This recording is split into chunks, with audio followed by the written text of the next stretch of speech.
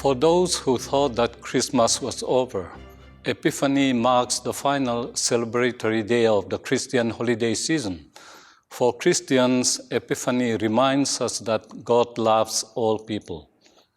Today marks the celebration of dividing walls being broken down, the end of hostilities between groups of people.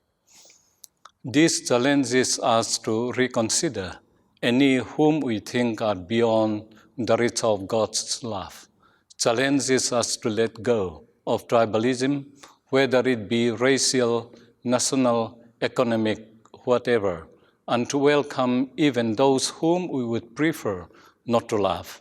Now, this is very difficult, but Jesus Christ makes it possible.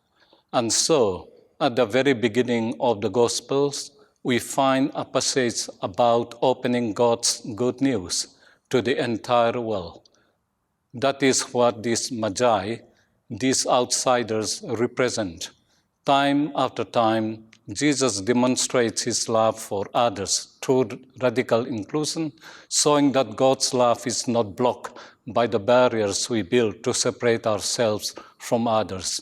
Epiphany challenges us to consider who we might think of as unworthy, who we might feel prejudice against, even if we know it is illogical, and to come up with how we might reach out to them for the sake of and through the love of Christ.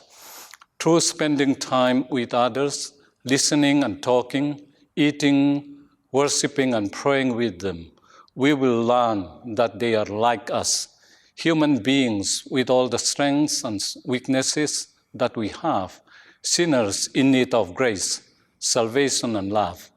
Jesus Christ can transform our fear of the other, our hatred of other, into love and kinship.